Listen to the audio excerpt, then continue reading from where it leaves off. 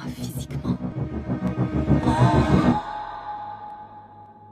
C'est comme ça qu'il me guide. Il t'envoie me sauver. Bonjour à toutes et à tous, j'espère que vous allez bien. Il sera question aujourd'hui donc du nouveau film d'horreur Saint Maud, le premier long métrage de Rose Glass. Au casting, on retrouve Morpha Clark dans le rôle de Maud. Vous avez pu le voir dans Madame Bovary sorti en 2014, Orgueil et préjugés zombies sorti en 2016, Crawl sorti en 2019, Beauté éternelle sorti en 2019 également, et Jennifer Hill donc qui joue Amanda, donc la patiente de Maud, que vous avez pu voir dans Le discours d'un roi sorti en 2015, Contagion sorti en 2011, Zero Dark Thirty sorti en 2012 et la version moderne de Robocop sorti en 2014. Alors avant de voir le jour, le film a eu un parcours plutôt laborieux puisqu'il a été repoussé 4 fois. Il devait initialement sortir donc le 24 juin pour être repoussé première fois le 25 novembre, pour être repoussé une deuxième fois le 15 décembre, pour être repoussé une troisième et dernière fois le 30 décembre, pour finalement voir le jour sur MyCanal où il est actuellement disponible. Alors est-ce qu'il aurait mieux fallu le voir en salle plutôt que malheureusement en plateforme? J'ai bien peur de dire que ce premier coup d'essai de Rose Glass, du coup, vaut mieux d'être vu en plateforme. Alors, c'est vrai qu'un film d'horreur, pour vraiment être dans l'ambiance, voilà, ambiance noire, ambiance malsaine, etc. C'est toujours mieux de le voir en salle, d'être immergé avec le son à fond, avec une belle image, du coup, et d'avoir vraiment une qualité optique pour tout distinguer, pour en prendre plein la figure et pour être effrayé comme il le faut. C'est toujours mieux.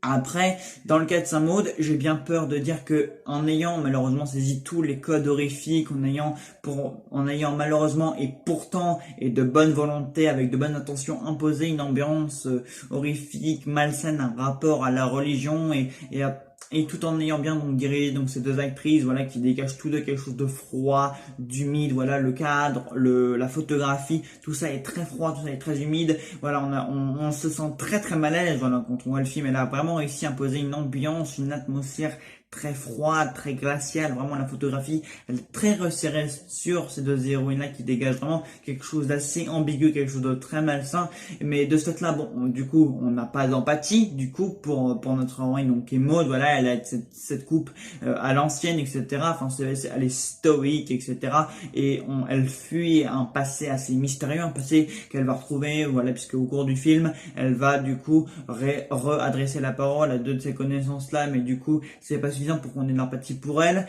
mais elles sont bien dirigées. Voilà, on reconnaît le talent de metteuse en scène de Rose Glass et son talent pour diriger ses actrices. Deux choses qui sont effectivement importantes parce que savoir bien mettre en scène, savoir bien diriger dans le genre horrifique, dans le film de genre en lui-même, c'est assez compliqué et ça, elle y arrive très bien. Le problème qui va se poser, c'est au niveau du scénario. On ne sait pas du coup dans quel registre situer Saint Maud. Est-ce un délire paranormal, est-ce un délire surnaturel, est-ce un délire horrifique, on ne sait pas en fait si elle veut situer ça plutôt dans un espèce de délire plutôt de fiction ou un truc de science-fiction plus fantastique, etc. Parce que voilà, c'est bien beau, etc., d'installer une sorte de rapport malsain à la religion entre Maud, Amanda et la religion en elle-même, puisqu'en fait c'est une catholique reconvertie, mais le problème c'est que on ne sait jamais du coup où cette histoire va mener et du coup en fait on a l'impression que Rose Glass elle-même ne sait pas où mener l'intrigue, elle ne sait pas comment diriger ses personnages, comment les faire évoluer et ça va être un gros problème parce que nous en tant que spectateurs on ne sait pas dans quelle direction elle veut aller. Donc je dirais dans l'ensemble que Saint Maud c'est un film réussi dans son visuel, dans sa technique, dans ses idées, il y a de bonnes intentions, il y a parfois 2-3 scènes, etc. Par exemple quand Maud elle a des hallucinations, qu'elle se mutile, on sent la souffrance de son personnage, on sent que mentalement et psychologiquement elle est très instable, etc. Donc c'est vrai que en vue donc des personnages qu'on a, il y avait beaucoup de potentiel, les protagonistes, les antagonistes, etc. Enfin tout ce qu'on voit à l'écran dégage beaucoup de choses qui mettent le spectateur vraiment dans une ambiance efficace et propre au film qu'on est en train de voir. De ce point de vue-là, c'est très efficace. Après, c'est plus d'un point de vue narratif que ça a posé problème. C'est-à-dire qu'elle pose vraiment les bases d'un film d'horreur. Elle a compris ces codes-là, mais encore une fois, son histoire, elle ne sait pas où ça va le diriger, et ça, c'est un grand problème, puisque vers la fin, bon, voilà, disons que Maud, en fait, elle est totalement vouée à cette religion, voilà, elle s'enferme toute seule dans sa solitude, etc.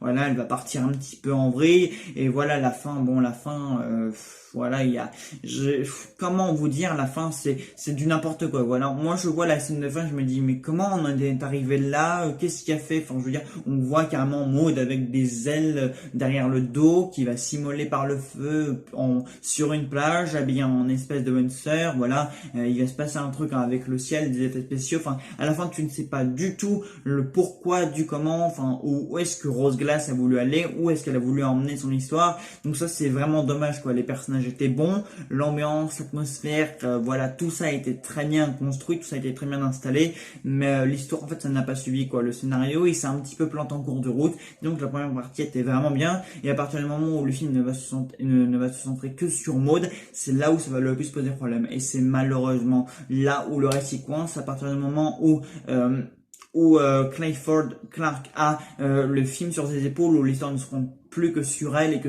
sur sa dévotion à la religion, voilà, cette dévotion malsaine, bah disons que ça, le récit va prendre une autre tournure, et là on décroche parce que là du coup l'histoire n'a plus vraiment de base narrative solide, et c'est là où ça va être dommage, quoi. C'est dommage parce que le film était bien parti, et au final ça va complètement partir en vrille, mais pas, voilà quoi, ça ne va rien donner de très convaincant. Donc voilà, la deuxième partie, elle part vraiment pour du grand n'importe quoi. La scène finale, elle a aucun intérêt d'exister. Enfin, tu te dis, mais c'est quoi ce délire? Enfin, la nana, elle hallucine, elle voit des choses, elle a des hallucinations.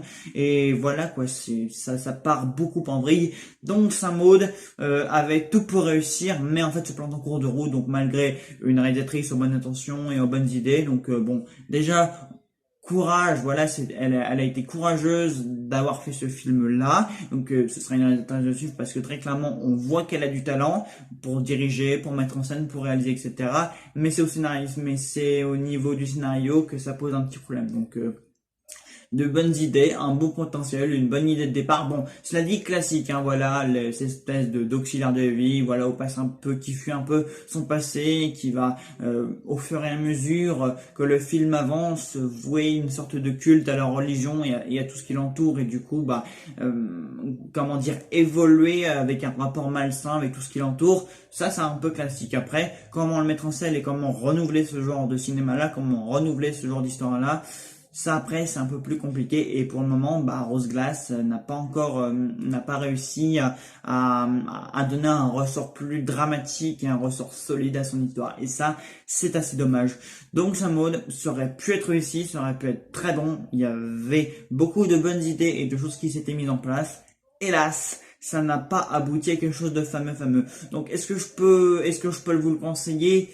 Bah écoutez, pour les amateurs d'horreur, ça peut le faire, mais pour ceux qui s'y connaissent vraiment bien et qui recherchent quelque chose de vraiment effrayant et recherché, de bien mis en scène, etc., vous serez peut-être un peu plus sévère, donc je vais dire non. Voilà. Donc bah écoutez, j'espère que la vidéo vous aura plu, et puis bah on se retrouve pour une nouvelle vidéo. Salut à tous.